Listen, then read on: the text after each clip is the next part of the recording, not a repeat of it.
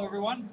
Welcome to the Fireside Chat with Gregory Kurtzer, CEO of CIQ, one of the founders of Rocky Linux, creator of Werewolf, as everyone knows, an apptainer, also known as Singularity. He's having a conversation with Addison Snell of Intersect360 Research about AI, about HPC, and about what the future holds. Thank you, Brady. So let's start off with introductions. So, Addison, tell us about yourself. Hi, I'm Addison Snell, everybody. Brady, thanks very much. Greg and the CIQ team, thanks for inviting me in. This is absolutely terrific to be here, and I love SC. I'm with Intersect360 Research, or an industry analyst company that throughout our nearly 20-year history has been exclusively focused on high-performance data center segments, which through most of that time you could have conveniently called high-performance computing, and that would have been sufficient. It includes stuff like cloud and big data and hyperscale, and now, of course, AI is all anyone wants to talk about. That's part of our methodology, too. We've been writing about machine learning now for 10 years, and it's a big part of the conversation. So we do trends, we do market forecasts, we do analysis, and we talk to leading companies in this space. And hey, you got a lot that you're doing in this. You come up a lot in our survey. So thanks for letting me sit down with you, Greg. I've known this guy a long time. He's always at the peak of innovation. We're having a lot of fun, that's for sure. In terms of my background, if you don't know me, I started off in biochemistry in the mid-90s. Got super involved in Linux back when I thought my boss was pronouncing Unix wrong.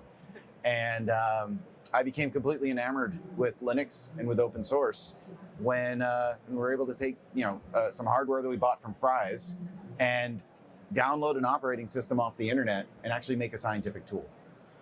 So I completely changed my career. I did not follow through with my grad program, which my professors are still upset with me about.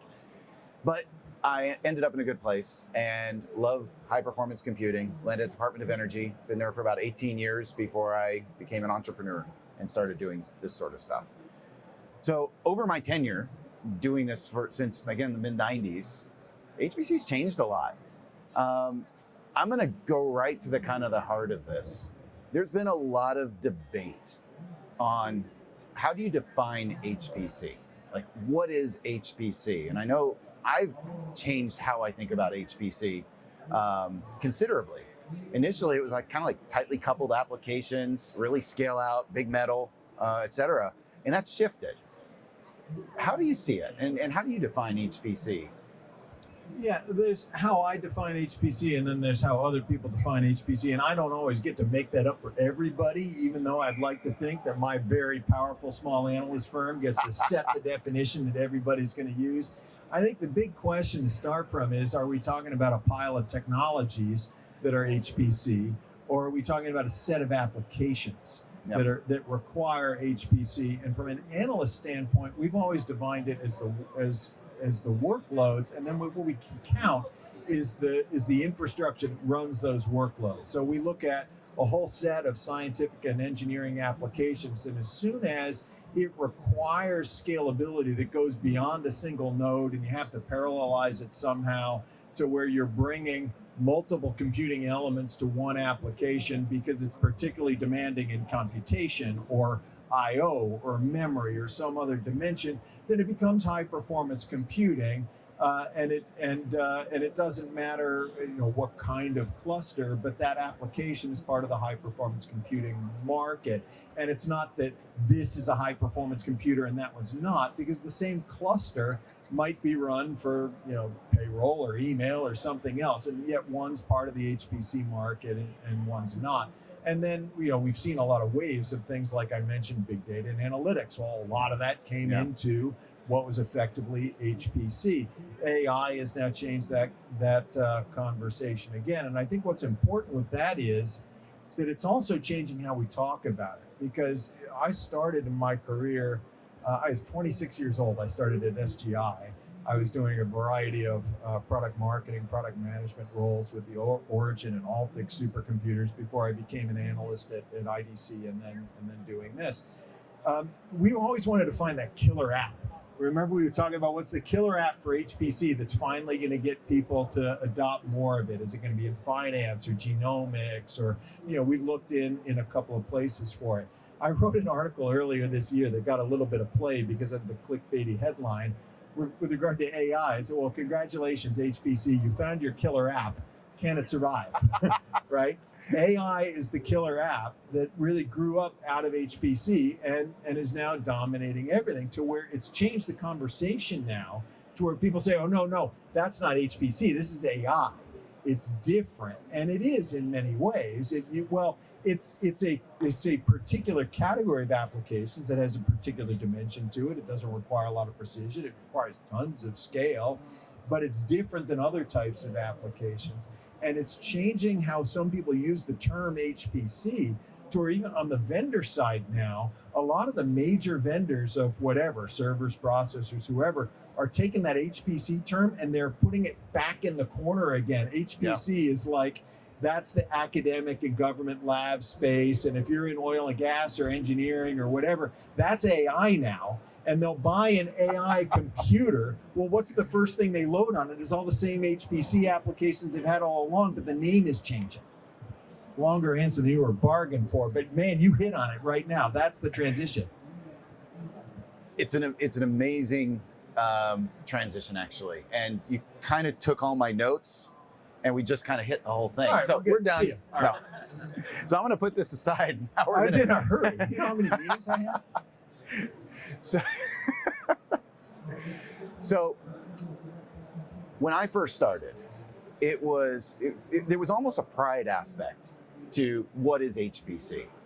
It was tightly coupled applications, running on bare metal, big metal, with very tightly coupled interconnects. And that's how we thought of HPC. Anything else was not HPC. As a matter of fact, when I first started on this, one of my first roles at the Department of Energy was something we called mid-range computing. And we defined mid-range computing as everything from like a big desktop or a big workstation to NERSC. And it's a big computing facility. And there's a huge area that back then was missed. And we provided a lot of solutions around that. So that was actually kind of my first major role at the Department of Energy. And again, we kind of looked at it as it was, I guess with a sense of pride, like that's HPC. Then it got to the point where, well, we started running HPC on single computers. We started running it on OpenStack and VMware, and we kind of got further away from that. And for a little while, just personally, I didn't like it. Like it kind of didn't resonate with me. But over time, I started to see it as HPC for me was anything that really just kind of taxed some aspect of the computer to the point where that becomes a bottleneck. Meaning you're going as fast as you possibly can. And now all of a sudden you're starting to think more about performance than anything else. And that's your primary factor. Well, I mean, there are a couple of things I've always loved about this industry that have kept me in it and it keep me coming back to supercomputing, and I have a blast all the time. And I think there's two essential aspects to it.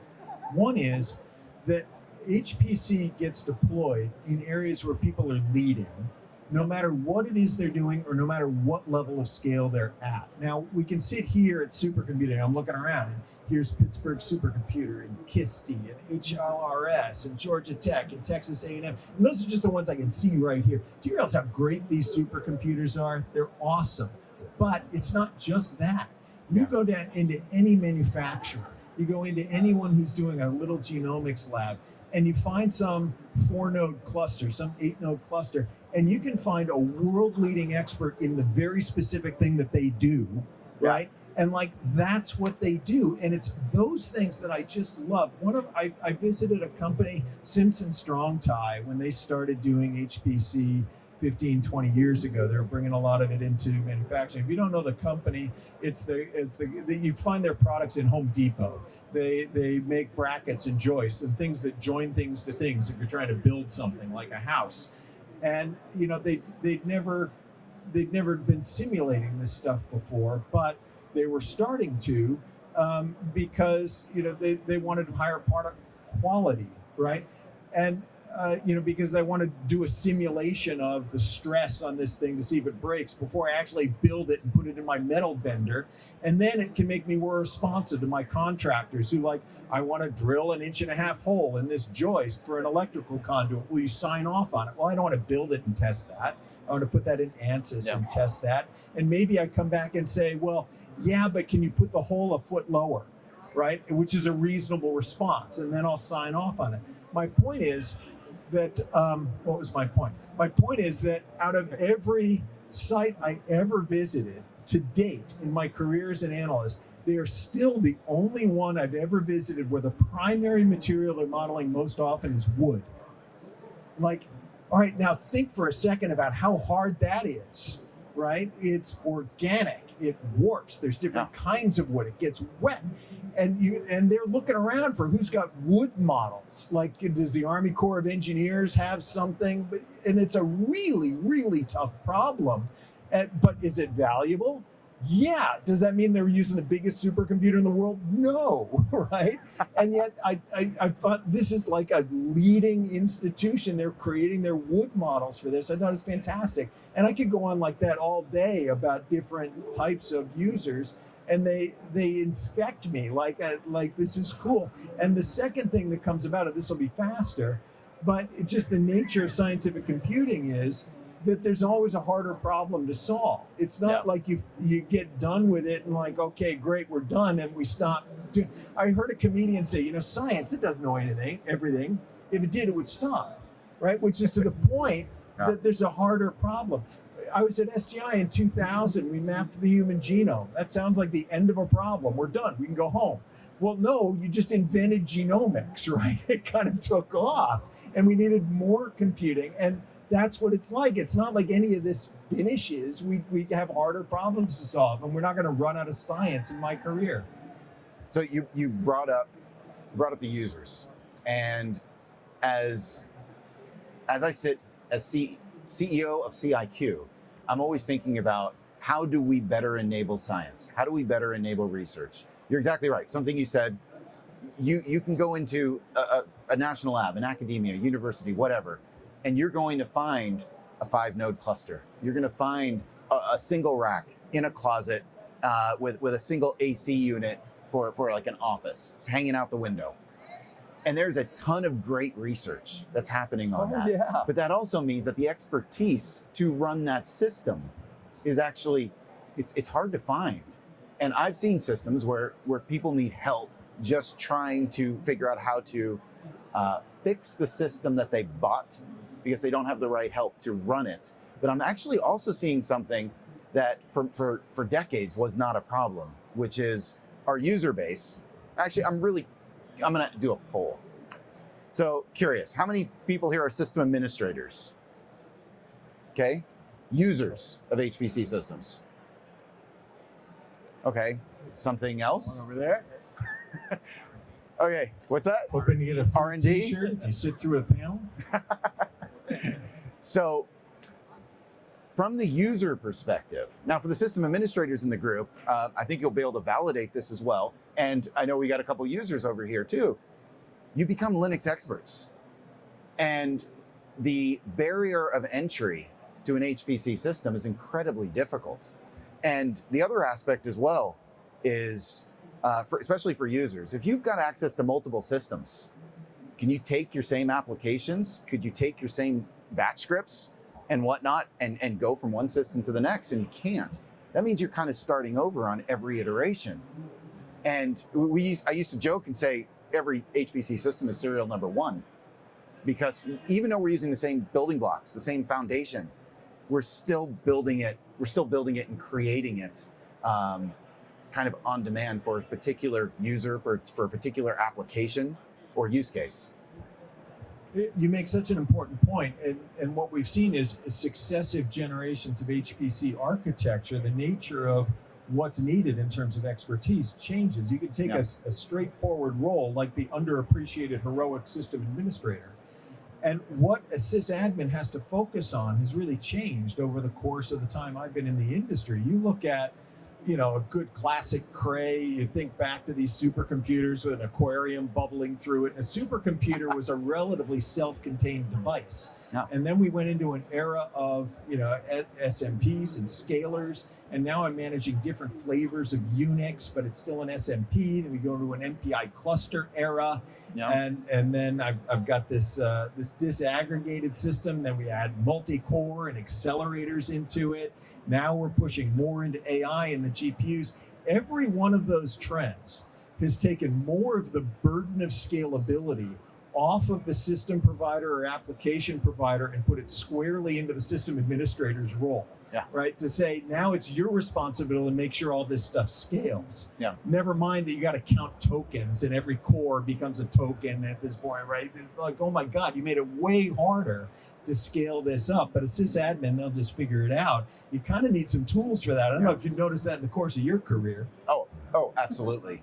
There's another facet as well that I think is important to bring up, which is due to AI and the applications kind of changing the landscape, how much of that is changing the ecosystem in which runs and drives HPC? So for example, it used to be, supercomputing used to be a bunch of academias here, national labs, and some oil and gas and whatnot. And this is continuously expanding, generally speaking.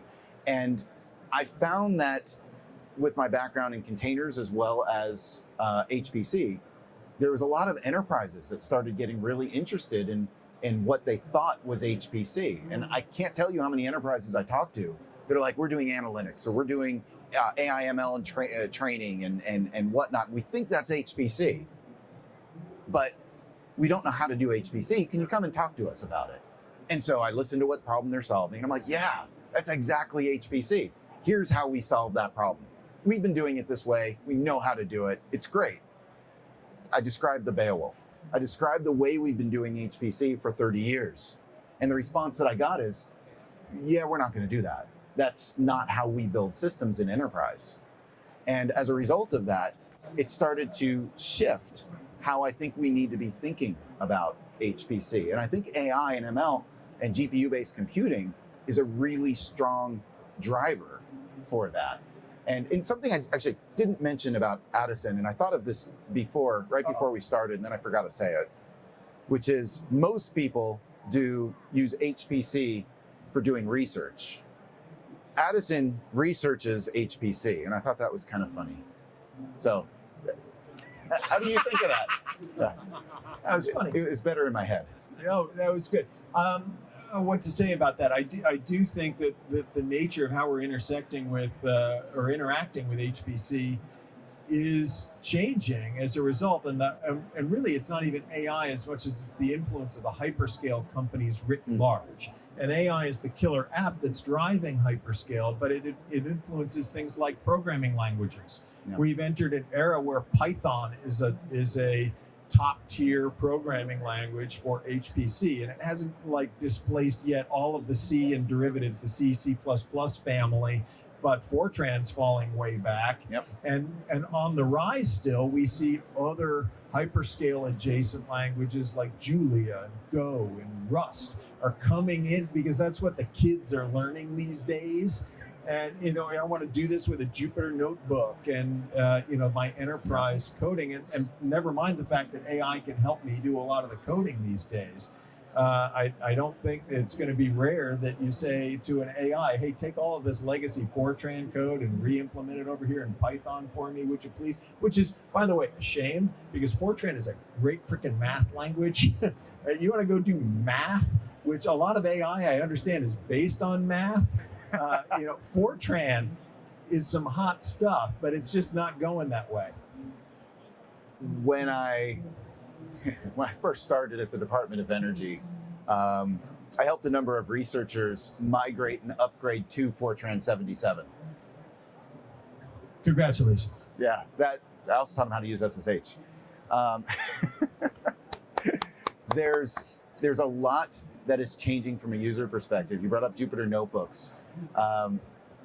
We're seeing the interfaces needing to change in high performance computing, not just the programming languages, which definitely are becoming higher and higher up the stack, but the interfaces as well. We're starting to see a lot of development there, but how do you see where are we missing right now between what we've been doing in HPC, where AI is kind of driving this as the killer application, and where people want to do that research and how people want to do that research? Yeah, I think the key to breaking down that question, which is an excellent one, is to start again from the standpoint of segmentation. Because I think it turns out that not all AI is the same, right? And from an AI perspective, we start using that term as if it's some magic trick that I'm going to, whip out of my pocket. I'm going to throw AI dust at something and something fabulous is going to happen. AI. But the reality is, we get sold on images of we're going to predict the weather and cure diseases, design new drugs, find new energy sources, all of these top line things that we're used to talking about at this conference, right? This is an HPC supercomputing kind of language. So then you say, I'm bought in, AI, science, go do it. And then the first thing you get is, here's your customer service chatbot, right? Or, help me create a picture of a squirrel riding a bicycle in outer space. These are really the consumer-oriented AI for things like chats and video games and pornography. These are enormous markets from a money standpoint that are driving a lot of the actual investment. And then when you do get to enterprise AI, most of that is horizontal still. It's help me write an email, help me write a business plan, help me do this coding, customer service chatbot, right? Which is basically the same whether you're an airline or the DMV. It doesn't matter. It's you got to do RAG, okay, I get it, so it knows what you're talking about, but it's still a customer service chatbot. And that top line R&D, where we're used to seeing HPC about help me design an airplane wing, we are getting the AI in the pre and post processing, and we're making it more efficient, but it's not yet to the point of, hey, AI, go design me an airplane. Okay, here you go. Here are 5 examples of an air. It's right where it will help. I believe in that with the future we're going to, but that's a couple steps down the line. And we still need the HPC in there to do the science. At some point, you have to do the deterministic math, right? Not just guessing, but solving here's a differential equation. Will you go solve this for me, please? Is kind of part of the scope of science. And I don't think we're going to wash that out in the next 10 years. But we are going to have AI operating around HPC, and that's going to be different from most of the investment in AI today, which is a more consumer-driven approach to different forms of entertainment. So when we talk about AI in general, and we're kind of we're calling AI the killer app for HPC, which I do agree with to some extent, but there's multiple facets of AI and AI infrastructure. So we got the training, we got fine-tuning, parameterization, etc. All of that can kind of be classified under an HPC type model. What about the inferencing? The inferencing is something kind of new, because now all of a sudden we're talking about services that are performance. They're leveraging the underlying resources and designed to go as fast as possible, but they're also they're services. They're providing an API endpoint. Is that HPC, and how does HPC best support that? Yeah, so remember I came at HPC from the concept of workloads and what really requires a lot of scalability. And in that case, pedantically, and I get to be a professional pedant, but pedantically, sure, AI, all of this is an HPC workload right now. And remember what I said about science, and it keeps getting harder, and there's another problem to solve. Here's where I have a hot take that the rest of the world disagrees with and makes me a horrible analyst because, I think something different. From time to time, we do encounter some applications where they don't get harder, or at least they don't get harder as fast as computing gets more powerful.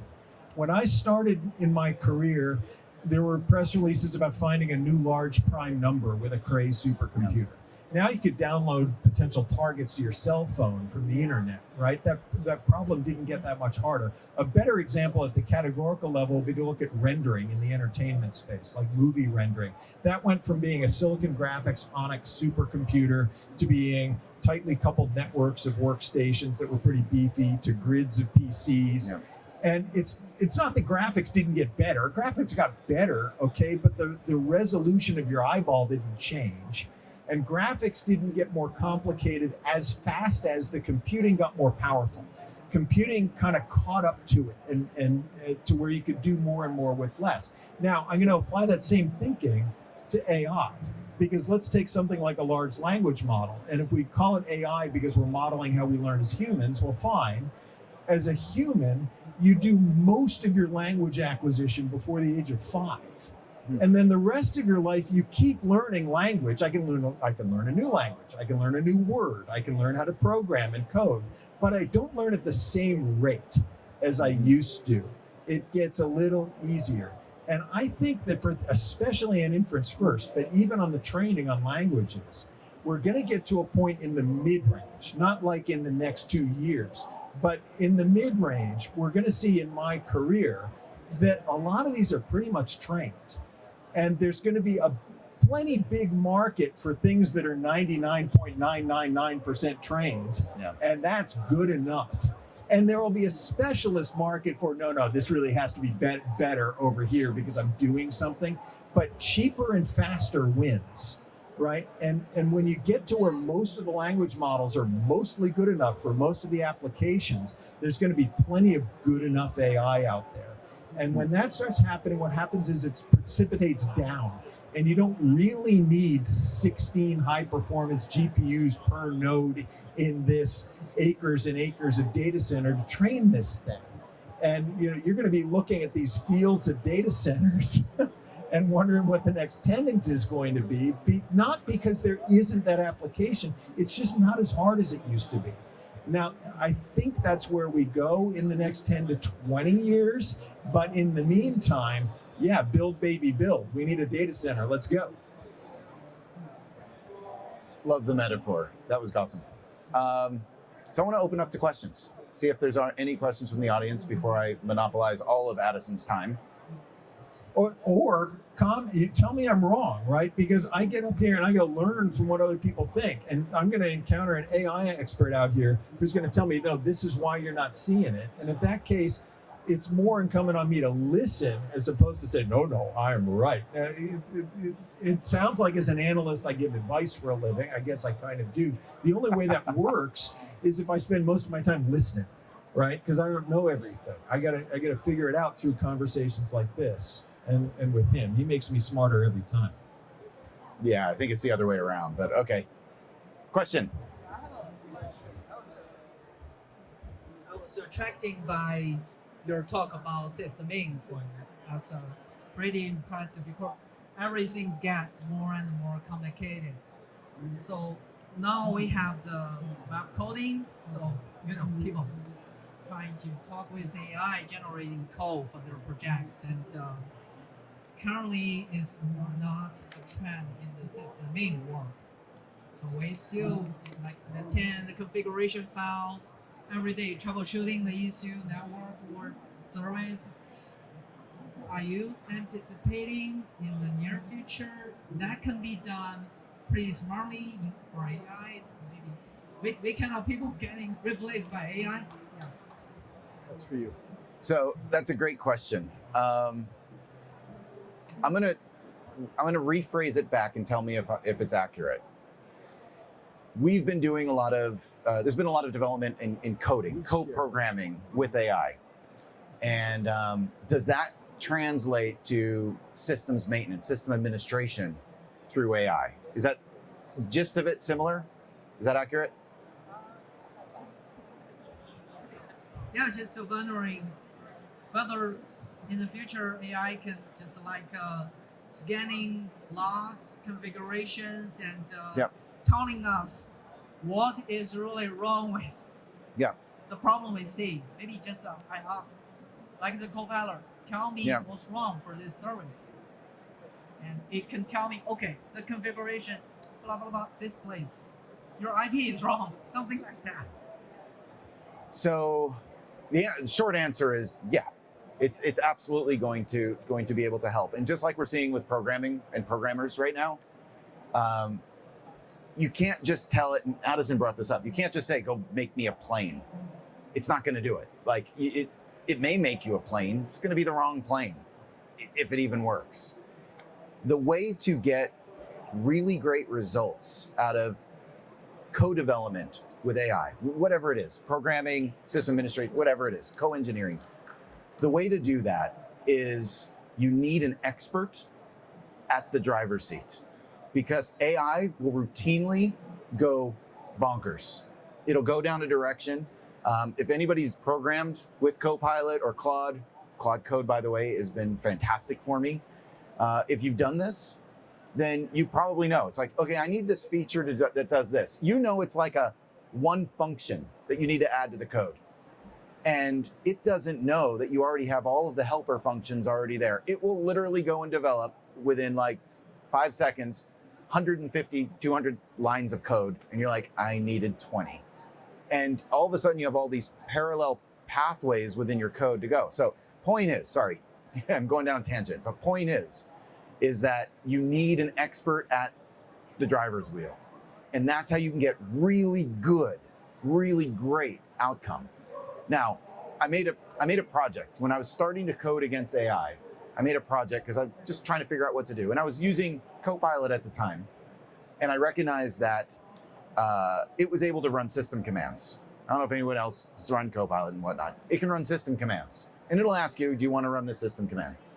You say yes, it runs the system command, takes the output, throws it back up into the model, tells it what to do next. And I was like, how does that work? How does the API know to do it? And it turns out they're doing function tool calls and whatnot. And you can actually code this fairly easily. So I used an AI to code an AI endpoint that was a chatbot to do system administration. And it was just a test, just for me to learn how this works. It was scary good. It was scary good. And I coded this on a Mac. And at some point I got it to the point where I literally asked the AI through my little terminal-based chatbot. I said, how much should this system cost? And it went through and ran all figured out it's a Mac, ran all the system commands, figured out how much processors I have, how much memory I have, GPU, size of the system, and whatnot. And then it was able to tell me what it was, did a web search to figure out what the current cost of that is, and it was pretty much right on. I was also able to debug things that were going on, ask it about how's the performance? What can I do to actually fix this? Now, this was just an experiment for me. But to your point, yes, it will be able to do it. But do not. Anybody watch the HBO Silicon Valley series? Okay. What happened when Guilfoyle gave Antoine access to their network and fix their software bugs? Woo. Well, Antoine was the AI. Antoine thought that the best way of fixing those software bugs was to delete the software. So deleted their software. Don't have any bugs now. Yeah. And then figured out the best way to buy hamburgers for everybody was to order, 1,000 pounds of beef to the cheapest. Yeah, cheapest. So anyway, you have to watch it. So I'm suggesting, if you haven't done it, go play with it, try it. And remember that in the hands of somebody who's not an expert, you're not going to get great results. And you have to hold its hand, and you have to learn how to program using the prompt. It's not like you can just go do it and then say, oh, it didn't work, it sucks. If it didn't work, maybe the model sucks, but maybe you didn't do it right. Anyway, sorry, that was a very long-winded answer. Here you go, Addison. I'm just going to add I agree with everything. That was the complete answer. So I'm going to add very little to it. Every new technology displaces human labor. That's the point of it. Ever since, horse and plow, right, it replaces some human labor. So ask not, is AI going to replace me, but what can I do extra because I have AI, and what can I do that the AI can't, right? And map how that goes forward in the future. It's something I have to think of as an analyst. And then I like asking this trivia question just because it's fun. We sometimes use the term Luddite to refer to somebody who's afraid of technology, right? Oh, you're a Luddite. Who were the Luddites? This is a trivia question. Where does the term come from? Anyone know who a Luddite is? Give them a microphone. Explain. Answer coming from the audience. Who were the Luddites? Tell me, Ethan. Yeah, so they were a group of people who basically destroyed factory machines rockets up there displacement of human labor. I believe it's like Do around you know what 90%. kind of factory machines they were? Was it sewing? You're very close. They were steam-driven looms for weaving. There were looms, and it was a group of people. They were Jacob Ludd was fictional, the fictional Union figurehead, and they were followers of Ludd. They were the Luddites, and they were smashing steam-powered looms in the Times Square to persuade the government to outlaw the steam-powered loom. Were they successful? Yes, they were in the short term. They got the looms outlawed, and all of the weaving moved out of the area to somewhere else that allowed it. They were eventually out of jobs anyway, but you can't stop the invention of the steam-powered loom. Those are the Luddites. Thanks for listening to my TED Talk. I did not know that. That was awesome. Look Okay. up the Luddites. The Luddites. Okay. Are you calling everyone who's on LinkedIn saying AI doesn't work Luddites? No. No, I Okay. wouldn't do that. Any other questions? Well done. 10 points. Give him a t-shirt. Give them a hat or a t-shirt or something good. Okay, any other questions? Anything else you'd like to say, Addison, to close us up? Just that I'm thrilled by this show. I come in learning all the time, and I'm always excited by what's next. This is not the end of HPC, nor is it the end of AI, Yeah. nor is it the end of science. We're going to be back here in another 10 years, in another 20 years, and there's always going to be a what's next. We've gone through different eras of HPC over time, but the HPC market has always been at the tail end of a larger enterprise computing market. And the HPC market figures out, how do we do HPC with what everyone else is building for, right? Yeah. And whether that was clusters or anything else. Now what's changed is what's the bigger market? It's on the hyperscale side, and it's doing a lot of AI. So we're going to have new questions again about, well, how do we do science with that? How do we do Yeah. HPC with that? I don't think we're going to go, science, that's over, right? I'm just going to do an AI query. Like, that's not how it's going to be. There's smart people here, and I ultimately, fundamentally believe in that. But the nature of how we do that, that changes. The software changes. You need to figure out the middleware piece. You need to figure out, how do we implement this so that we're all more efficient? Yeah. And how do we drive that next type of innovation? Because you started from the standpoint of what is HPC, and I talked about the set of workloads. I loved it, even in the presser. They reposition this as, this isn't about the world's biggest computers. This is always about the world's toughest problems, right? Now, we tend to deploy big computers to solve hard problems, but a computer without an application on it is just a space heater, right? And it's this conference is always more about what we're solving than what the tool is. And that's what I love about your space and why I'm excited to join you in this conversation. Thanks for having me. It's a pleasure. Addison, thank you very much. And thank you all for coming and listening. It's been great. Thank you. Thank you.